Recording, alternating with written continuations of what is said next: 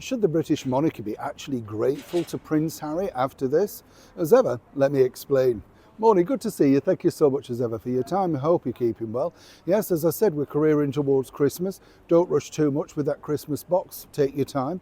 Have you seen the new Christmas ad for John Lewis? Not one mention of Christmas. No, very confusing, isn't it? Of course, they're all the same. I mentioned, of course, a couple of days ago, the Boots ad. Just ridiculous, the backlash. And I think these marketeers, who are paid millions, by the way, it's incredible when you think they're paid a lot of money and they're just switching the audience off. But you can see all these woke artery people going, marvellous, so it's great, yeah, absolutely.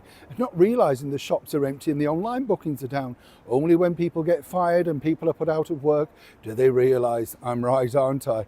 It's a little bit like, of course, this particular Breaking Royal story regarding Prince Harry. Let me explain. You see, Prince Harry, as you know, petulant child, very, very difficult, wants his own way, as I've pointed out on numerous occasions.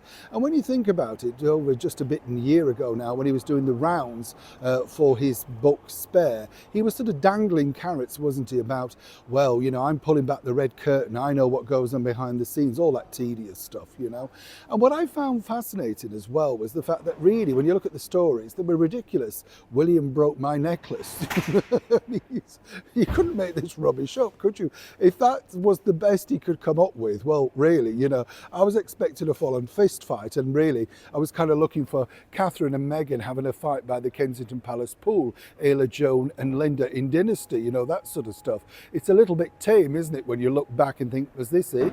Is this what everybody got upset about? But according to a source and a Penguin Random House, this particular paperback has now hit #1 on the charts. Now, let me explain how this works. Don't wave flags too early, Prince Harry. It's heavily discounted. Lots of copies are given away. Correct me if I'm wrong, Penguin Random House. Similarly, because they publish them and then they decide, well, what we're going to do. And they know that running up to Christmas without new chapters, new revelations, people are sort of about it, But if you make the book cheap enough, people can buy it as a joke, as a sort of gift, as a bad Santa gift, whatever. And I'm not being unkind. I know what goes on in the publishing world, let me tell you. But you see, the idea that apparently Harry basically has told sources, well, people should be grateful. And the reason being apparently is because, well, we should be grateful that he didn't add more to. The fact that he allegedly said he couldn't remember these things because the discs have been wiped, he's not very good at sticking to his narrative, you know what I'm saying? So consequently, he couldn't have added anything without dropping in the ghostwriter, J.R. Mollinger. You see how this works? He can't remember the plot. But moving forward, is this an international bestseller? No, they will basically just scrape through, maybe cover the costs of the publishing. And would really the royal family now be that concerned, given the fact that the book is a litany of lies in respect, allegedly, because so many things have been pointed out by senior sources that didn't happen.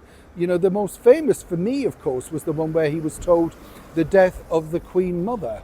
And he said he was taking a phone call in a particular area. It turns out he was on holiday skiing with his brother and his father. And it's all documented. So if you can't remember an event like that, what are we supposed to truly believe, even if it's in paperback form? Either way, Harry's not too busy celebrating, but apparently dangling the carrot again that there's plenty more where that came from. The thing is, will people be buying it, even at paperback prices? Neil Sean in the very heart of London.